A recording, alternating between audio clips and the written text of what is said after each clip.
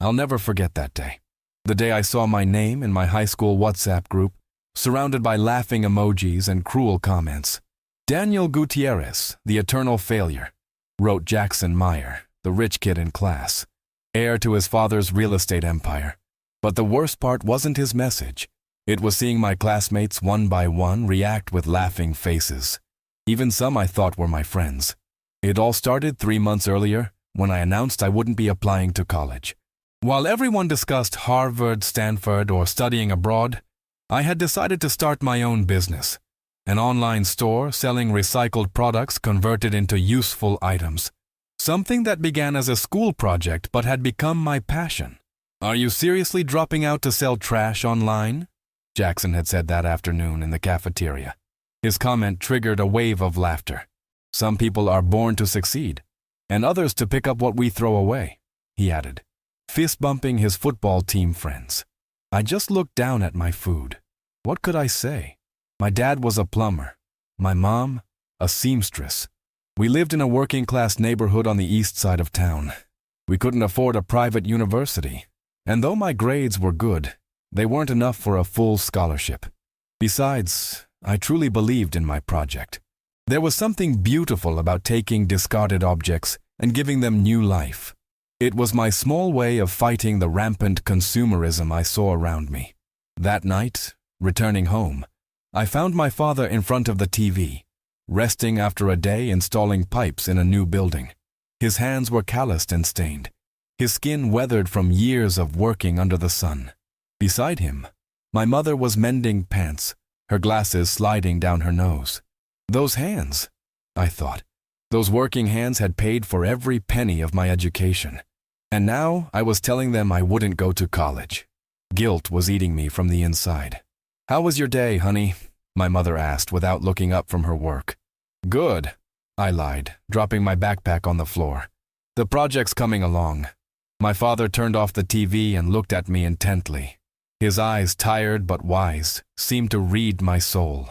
"Daniel, sit down," he said, patting the sofa next to him. "Your mother and I want to talk to you." I sat down, preparing for the worst. They probably wanted to convince me again to take the college entrance exams, to give up those online store nonsense and focus on getting a degree, on becoming somebody in life, as they always said. "Son," my mother began, putting her sewing aside, "we know you've been worried because we can't afford a private university. And we've noticed you've been discouraged lately," my father added. "Does it have to do with your project, the recycling thing?" I sighed deeply. The moment had come. The truth is, my voice trembled slightly. I've been getting bullied at school. They say I'm a failure for wanting to be an entrepreneur instead of getting a college degree. That only losers go into trades, and I'll end up being a plumber like... I stopped, horrified by what I'd almost said. My father nodded slowly, understanding what I hadn't dared to finish. "Like me," he completed, with no trace of anger in his voice. "That you'll end up being a plumber like your father." "I didn't mean it like that, Dad." Tears threatened to spill. "I admire what you do. It's just that..." "What others think," he interrupted, placing his rough hand on my shoulder. "I understand, son. At your age, friends' opinions weigh heavily." My mother came closer and took my hands in hers. "Daniel, we never wanted you to be a doctor or lawyer just for appearances. We wanted you to study so you'd have options, so you wouldn't have to work as hard as we do if you didn't want to. But if your passion is entrepreneurship," my father continued, "if you have a vision and the determination to make it real, then you have our support." His words surprised me so much I was speechless. I expected reproach, not understanding. I expected pressure, not freedom. "Really?" I asked, incredulous. "Really," my father affirmed. "You think we don't notice how your eyes light up when you talk about your project? How you stay up late researching materials and designs? That's passion, son. And passion is the most powerful engine in the world." That night we talked for hours. I showed them my rudimentary business plan, explained how I intended to convert plastic bottles into smart planters and old tires into garden furniture, how I'd already contacted local restaurants to collect their plastic waste, how I planned to use social media to build a community around sustainability. They listened with genuine interest, asking relevant questions, offering suggestions from their experience. And when I finished, my father said something I'll never forget. "Son, maybe those classmates of yours are going to college because it's expected of them. You're creating your own path. And you know what? That takes more courage." Over the next few weeks, while my classmates celebrated their college acceptances, I worked in my small improvised workshop in the backyard. Every taunt in the WhatsApp group, every condescending look in the hallways, every sarcastic comment from teachers who considered me a lost cause, I transformed it all into energy to push forward. The situation worsened when the school counselor called me to his office. Mr. Robbins, a man in his 50s with thick glasses and a perpetual look of concern, greeted me with a sigh of resignation. Daniel, he began, peering at me over his glasses. "I've been informed you won't be applying to any colleges. Is that true?" "Yes, sir," I replied with all the firmness I could muster. "I'm starting my own business." He looked at me like someone observing a terminal patient. "Look, son, I understand there's a certain romance in the idea of being your own boss. But let's be realistic. Do you know how many small businesses fail in their first year? Over 80%. And you know how many of those entrepreneurs had college degrees? The vast majority. Now imagine your chances without a degree." His words were like daggers, each one designed to deflate my enthusiasm. He didn't succeed, but I pretended to reflect on what he said. "I'll consider it, sir," I lied, just to end that uncomfortable meeting.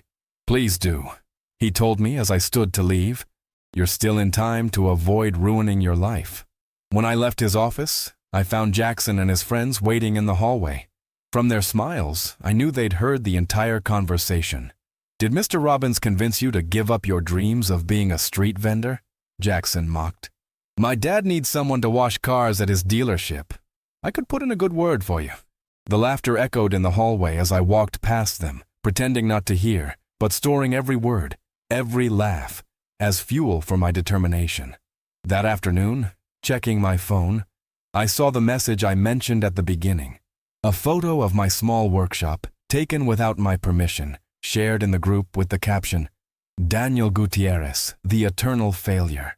And beneath it, comments like, "From entrepreneur to garbage collector.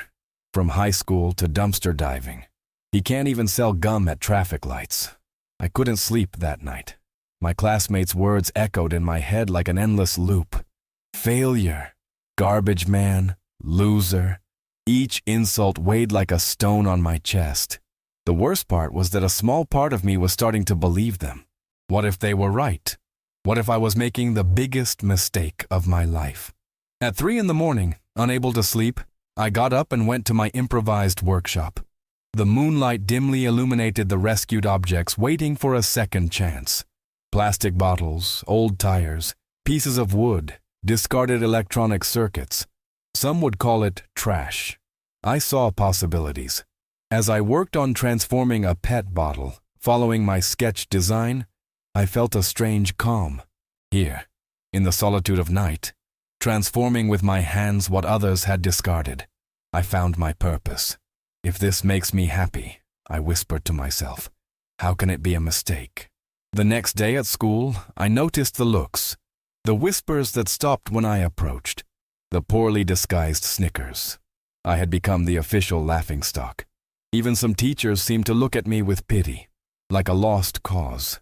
During lunch break, I sat alone on a remote bench. It had been my corner since the mockery began. I took out my lunch and my design notebook, determined to use those minutes to work on a new lamp model made from recycled CDs. "Can I sit here?" I looked up, surprised. It was Emma Wilson, a quiet girl who always sat at the front of the class. We had never talked much, but she hadn't joined in the mockery either. "Sure," I replied, quickly putting away my notebook. She sat down and took out her lunch in silence. For a moment I thought maybe she had approached out of pity, and that irritated me more than direct taunts. "I saw what they posted in the group," she finally said. "It was horrible. I'm sorry. I don't need your pity." I responded more harshly than I intended. "It's not pity." She looked at me directly. "It's admiration." Her words took me by surprise. Admiration. For the guy everyone considered a failure. My dad lost his job last year, she continued. He tried to start his own business, a small food truck. Everyone told him it was crazy, that he should look for another stable job. He didn't listen. 6 months later, he went bankrupt, and now we're about to lose our house.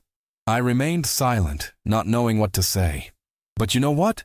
Her voice broke slightly. Despite everything, I'd never seen him so alive as during those months.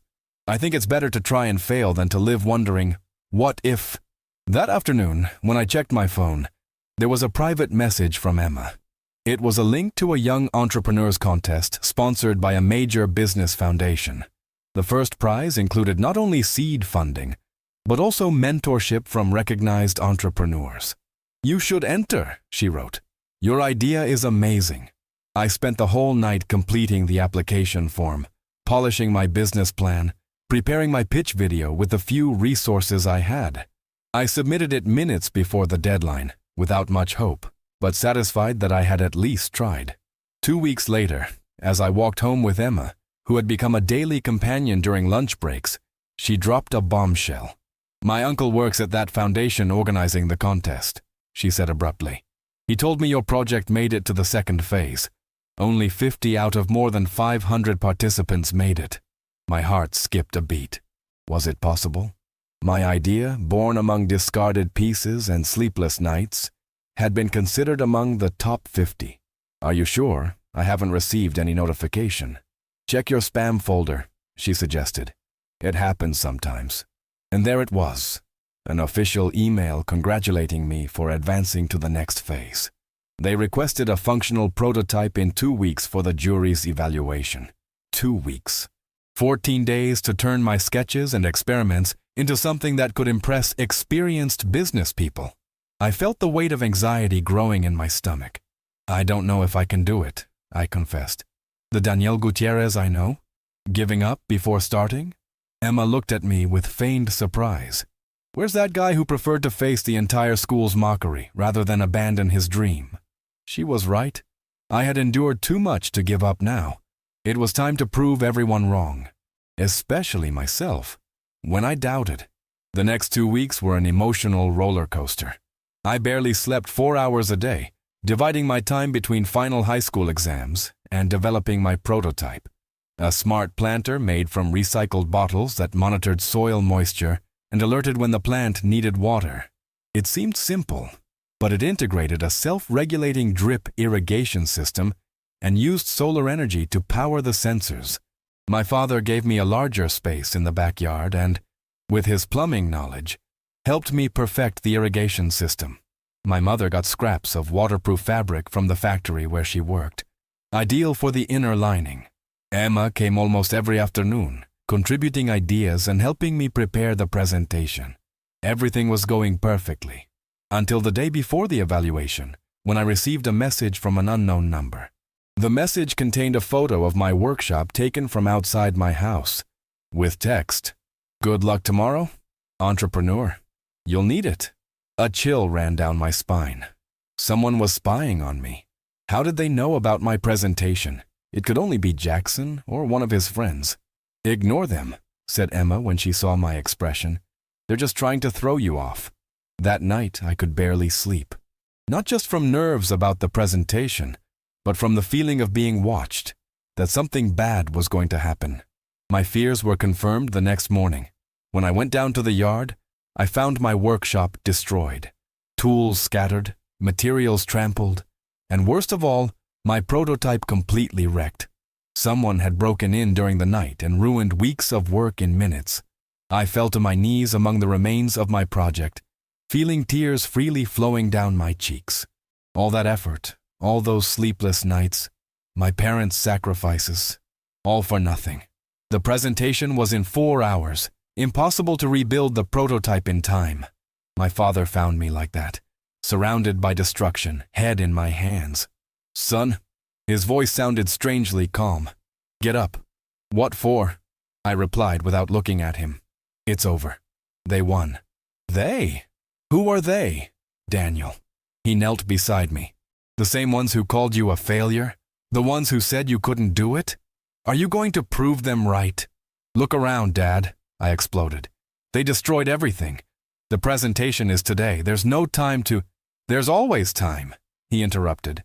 As long as you have these, he raised my hands, and this, he touched my forehead. There's always a solution. He stood up and began picking up the pieces that seemed least damaged. What are you doing? I asked. Helping my son prove that a Gutierrez doesn't give up at the first obstacle, he replied without stopping. Are you coming or staying there feeling sorry for yourself? Something ignited inside me, a mixture of rage, determination, and pride. I wiped away my tears and stood up. For the next 3 hours, we worked frantically. My father called 2 fellow plumbers who arrived with tools and materials. My mother appeared with coffee and sandwiches for everyone, then joined the effort. Emma arrived shortly after, horrified by what happened, but immediately ready to help. We wouldn't rebuild the complete prototype, but maybe we could salvage the essentials for the demonstration. It was a race against time.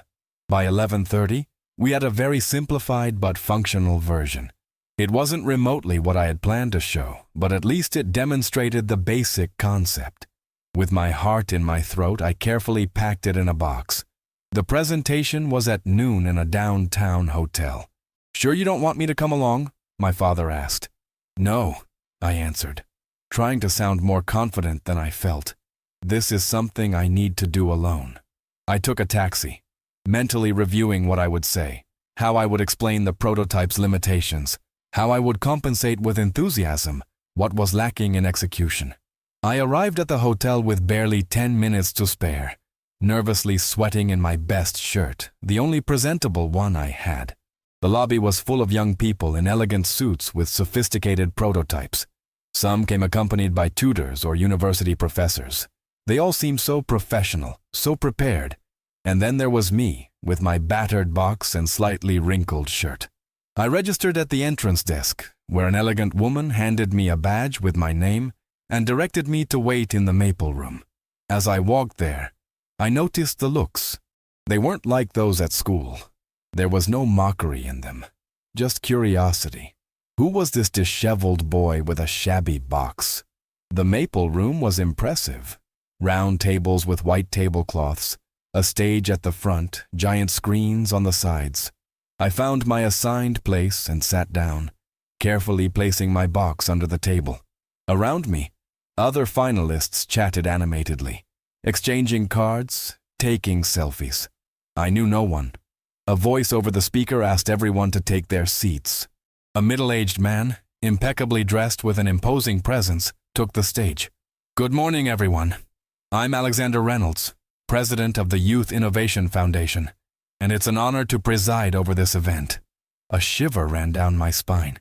Alexander Reynolds, the founder of Ecotech, the pioneering sustainable technology company, one of the most successful entrepreneurs in America. I was about to present my destroyed and hastily rebuilt prototype to a business legend. Before we begin with the presentations, he continued, I'd like to share something personal with you. The room fell silent. 30 years ago, I was sitting where you are today. Not in an elegant competition like this, but in a small local science fair. My project was a system to purify water using solar energy. It was rudimentary, built with materials I found in the municipal dump because my family couldn't afford anything better. My heart leaped. Was I hearing correctly? The night before the presentation, some classmates who constantly mocked me for being the janitor's son broke into my house and destroyed my project. Do you know what I did? He seemed to be speaking directly to me, as if he knew my story. I cried. I gave up. I didn't show up for the competition. He paused. And for years, I regretted that decision, for letting fear and shame defeat me. That's why I created this foundation, to support young people who have the courage I lacked. So today, Reynolds concluded, I'm not looking for the most polished project or the most sophisticated presentation. I'm looking for passion, determination, and the ability to overcome obstacles. Because that, more than any college degree or family connection, is what makes a true entrepreneur. When he finished speaking, the room erupted in applause. I sat paralyzed. It was as if the universe had sent me a clear message. exactly when I needed it most. The presentations began. One by one, the finalists displayed their projects. Most were impressive. Medical applications, advanced electronic devices, complex technological solutions. Many mentioned the universities backing them or the companies advising them. Finally, my turn came. With trembling legs, I walked to the stage carrying my box. I placed it on the table and took a deep breath. My name is Daniel Gutierrez. I don't represent any university or have business advisors. Just myself and an idea I deeply believe in. My voice shook slightly, but as the words came out, I found more strength. I briefly told them about my project. Smart planters made from recycled bottles, designed for people with no gardening experience or little time to care for plants. What you see here, I said, removing my reconstructed prototype, is not what I planned to show you today. I decided to be completely honest.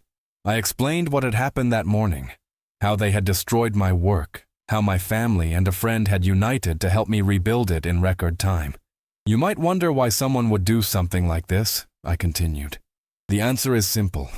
Because I dared to dream differently. Because I decided not to follow the conventional path. Because in a world where success is measured by college degrees or important last names, I propose that value lies in transforming the discarded into something useful. As I spoke, I noticed something strange.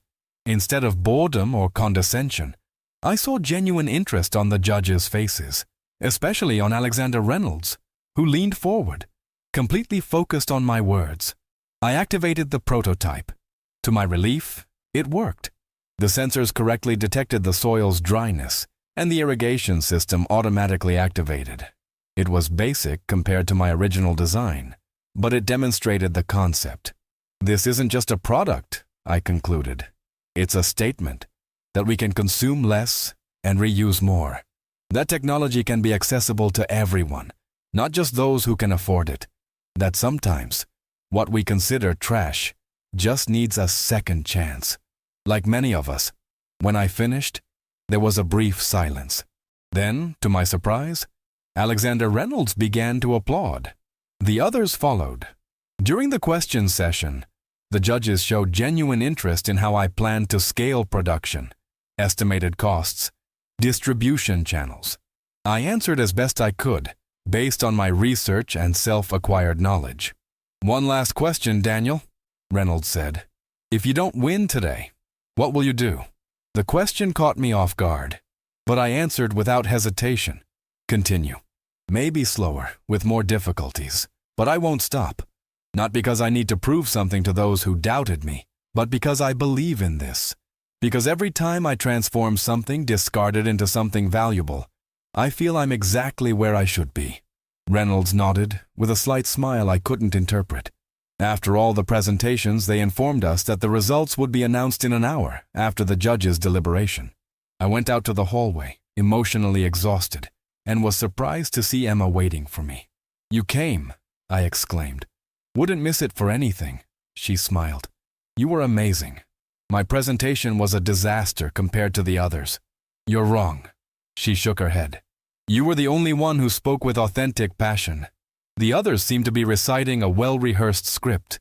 While we were talking, I noticed several other participants looking at me and whispering. One of them, a boy in an expensive suit with an arrogant attitude who reminded me of Jackson, approached. Nice story you told in there, he said condescendingly. Very touching. But business isn't made with sad stories, but with solid plans and proper connections. Before I could respond, Alexander Reynolds' voice sounded behind us. You'd be surprised how many great companies started with a touching story and a clear purpose, young man. The boy paled upon recognizing Reynolds, mumbled an apology, and quickly walked away. Mr. Gutierrez? Reynolds extended his hand to me. I'd like to speak with you privately. He led me to a small conference room. Once alone, his expression became warmer. I don't usually do this before the official results, he began, but I want you to know your presentation has been the most impactful I've seen in years. I felt a lump in my throat. Your project has technical flaws, of course, he continued. The system could be more efficient, the aesthetics improved, costs optimized, But that's solved with time and resources. What can't be taught is the passion, resilience, and vision you demonstrated today. Thank you, was all I could say. When you mentioned what happened this morning, his voice turned more personal. I saw myself reflected in you. The difference is that you had the courage to show up anyway, to display your imperfect work instead of giving up. He paused, considering his next words. Whatever the result today, I want to offer you an internship at my company. You'd work directly with me in the Sustainable Innovation Department. You could develop your project with all the necessary resources. I couldn't believe what I was hearing. Alexander Reynolds was offering me a position at Ecotech, one of the most innovative companies in the country. But what about college? I asked, thinking of all the times I'd been told that without a degree I wouldn't get anywhere. Reynolds smiled. College is valuable, no doubt, but it's not the only path. I myself dropped out to start my business and returned years later, when my company was already established. If it's important to you, we can arrange for you to study while working with us. My mind was spinning, trying to process everything. Suddenly, the speaker announced that everyone should return to the main hall for the results. Think about it, said Reynolds, standing up. The offer will stand, regardless of what happens now. I returned to the hall in a state of happy bewilderment. I found Emma and told her what had happened. Her eyes lit up with genuine joy for me. When everyone was present, Reynolds took the stage again. He thanked all participants and proceeded to announce the finalists. To my surprise, I heard my name among the top 5. Then came the moment for the winner. As Reynolds opened the envelope, I thought about the journey, the mockery, the doubts, the sleepless nights, my parents and their unconditional support, Emma believing in me when no one else did. And the winner of the first prize, which includes seed funding of $100,000 and direct mentorship from our panel of entrepreneurs, is Daniel Gutierrez with his Recycled Smart Planters project. The hall erupted in applause. For a moment, I thought I had misheard. Me? The winner? Among all those sophisticated projects backed by prestigious universities? Emma hugged me excitedly, pulling me out of my stupor. You did it! You did it! She repeated, almost jumping with joy. I climbed to the stage in a state of shock. Reynolds handed me a giant ceremonial check and shook my hand with a knowing smile. In front of the microphone, I felt words catch in my throat. I don't know what to say, I began, feeling my eyes moisten. A few hours ago, I was picking up the pieces of my destroyed project, convinced everything was over. And now I'm here. I took a deep breath to calm myself. This prize isn't just for me. It's for my parents, who believed in me when I told them I wouldn't go to college to pursue this dream. It's for Emma, who defended me when everyone mocked and showed me this opportunity. It's for all young people who have ideas but not resources, who have passion but not connections, who have dreams but face seemingly insurmountable obstacles. 2 years have passed since that competition. 2 years of intense work, accelerated learning, and personal growth. Ecoterra, my sustainable solutions company that began with simple smart planters, now employs 15 people. Our catalog includes various products made from recycled materials, from rainwater collection systems to urban smart furniture. My former classmates? Life takes many turns. Some contacted me for jobs. Others invited me to give talks at their universities. Jackson Meyer went to study abroad. According to what I heard, his father insisted he learn from scratch, without privileges, after discovering it was him who orchestrated the destruction of my prototype. A hard but necessary lesson. Today, as I prepare to receive the National Entrepreneur of the Year award, I think about that Daniel from 2 years ago. The insecure boy who ate alone, who received taunts in the WhatsApp group, who cried among the remains of his destroyed project. I would tell him it was worth it, that every tear, every sleepless night, every moment of doubt contributed to building the foundation of something important. Not just a successful company, but a purpose, a mission that transcends financial success. Sometimes our greatest blessings come wrapped in our most painful challenges. Sometimes, to find our true path, we must first endure being called failures. My name is Daniel Gutierrez, and this is my story. The story of how taunts can become inspiration, The story of how a school project can transform into a purposeful company. The story of how, sometimes, the worst day of your life can actually be the beginning of your best chapter. If this story touched your heart, if you identified with that moment when everyone ignored your worth until someone finally saw your potential, I ask you to help me share this message of hope. Every like is a hug for those who feel invisible today in their jobs, their families, or their social circles. Every comment builds a community where we all feel heard. And every subscription allows me to continue sharing these stories that remind us that everyone, absolutely everyone, deserves to be valued.